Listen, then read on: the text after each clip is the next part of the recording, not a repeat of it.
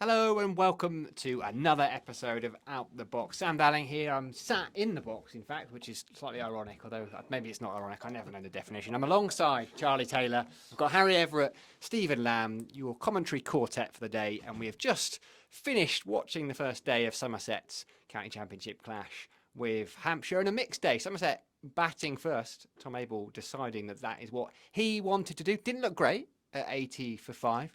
Looks a bit better at close of play, 196 for 5. Who else? James Rue, unbeaten on 77. Casey Aldridge with him on 55 too. I'm going to stop talking. Harry, I'll come to you first. Let's talk about the morning. Let's talk about Kyle Abbott and how much he loves playing against Somerset.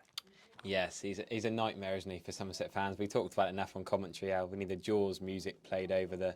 Well, Ben decided to play the montage of his 17 for 86 he took back in 2019. You could say he single-handedly stopped Somerset from winning that title at the Aegeus Bowl. He's a class act, and we've talked about it. Had him up here on commentary. We've enjoyed having him in the box last year, and we talked about him playing for Ludan and Clevedon, where Sean Dixon is playing this year, and got him out. But the funny thing is Tom Abel's was an odd dismissal. The others were probably a bit more normal. George Bartlett was, of course, the horrible way to go, but the other two was quality. Kyle Abbott bowling, not Sean Abbott, the Surrey man that you could easily confuse him with. Yeah, talk to us a little bit about that George Bartlett one. So frustrating for a batter. Yes, I think I was on with Stephen at the time. I talked about the time I got done with it, having waited for hours for the rain to stop, and my dad was watching, and I didn't even face a ball. At least George got to face 2 balls, if that's any scant consolation.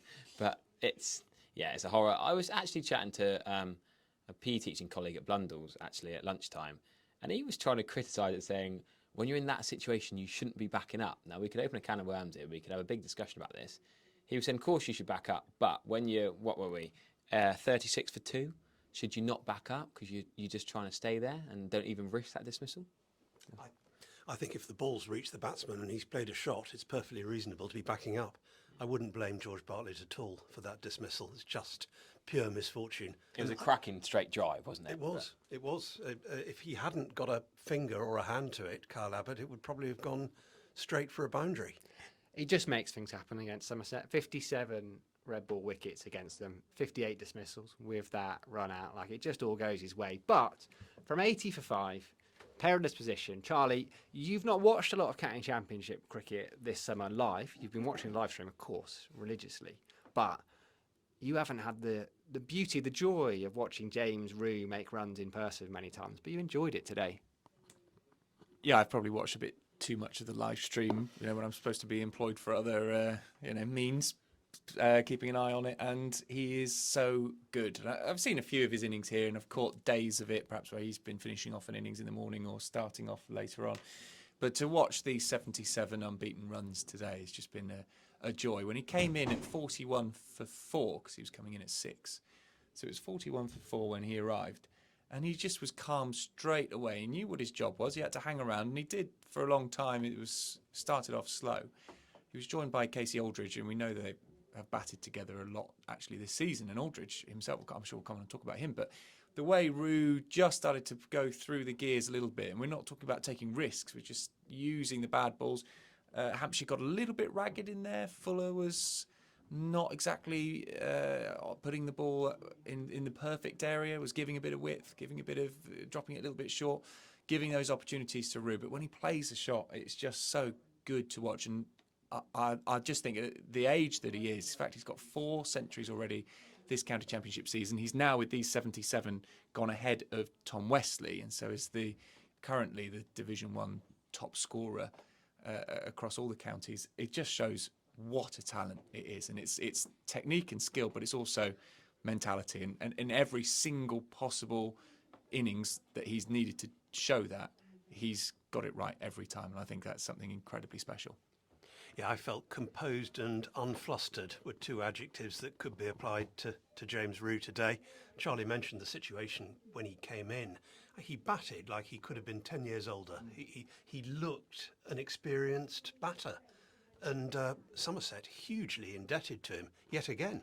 I think the compliment is those exact words you just said have applied to every knock we've seen him play this year. Maybe the reverse sweep, the last over before tea, is probably the only time you can say perhaps wasn't what you just said.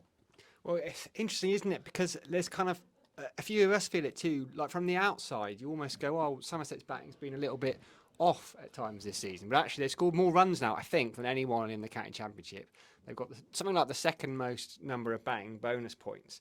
Looking at Rue, it's not just the 808 runs. He's faced 1,696 balls. That's 700 north of Tom Lammonby and Tom Abel. And often, Stephen, it's not just today he's coming in that situation where they've been a little bit of trouble. It's been a few other occasions. And actually, he loves batting with Casey Aldridge too. We shouldn't forget to mention. Yeah, absolutely. He's on 55 not out overnight, and another, well, it's his second consecutive half century in the championship. But really and truly, James Rue, he needed to be defensive primarily when he came in, and he played that situation perfectly. He was sort of defensive minded in his stroke play. He hit the odd bad ball, and gradually, as the innings progressed, there were more bad balls to dispatch, and he did it very effectively. Yeah, Abbott went at 2 and over. Dawson was very frugal. But actually, there were bad balls. Surprisingly, for Mohammed Abbas and Keith Barker, they both went at 4 and over. So there were bad balls to put away. Not fun to be out there in the field, let's be honest. It's very windy. It's quite nippy. There's a bit of rain about. So not a brilliant day for fielding. H, we can't avoid talking about it. Selection, right, for this one. It's caused, there's been a lot of noise. There's a big finals day on Saturday. The bowlers in particular, some of them have been carrying niggles. 4 changes to this Somerset side. Andy Ameed comes in for his first game of the season. Alfie Ogborn makes his first class debut. We haven't seen anything of him yet.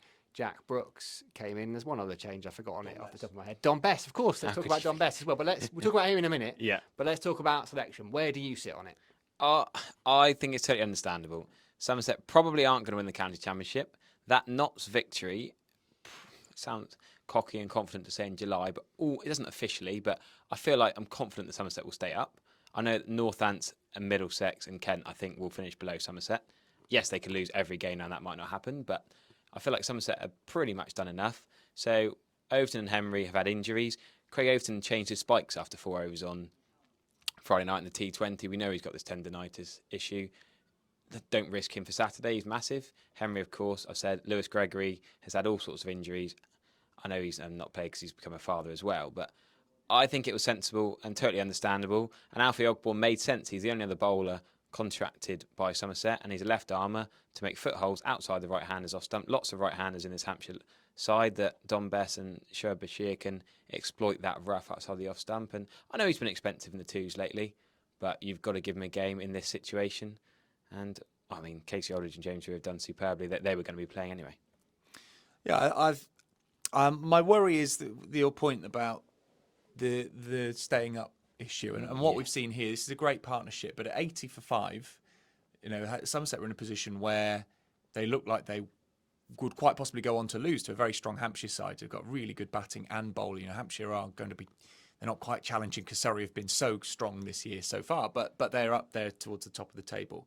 What you don't want to do is throw points here and risk losing a game which you otherwise might have battled for a draw or possibly even won, and then really regret it towards the end of the season. I can see what you're saying, and you don't want to risk Craig Overton.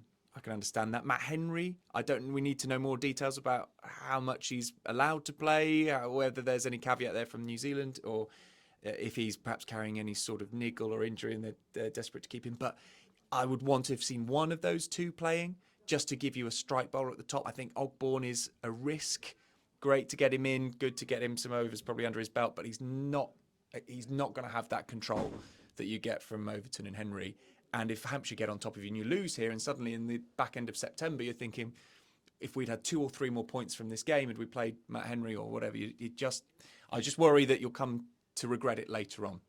I can, however, see the reasoning, and you want to win silverware, and you've got to. And there is the element of learning from last season as well. That game up at Southport when they were knackered by the end of it, and it didn't go very well for them on finals day.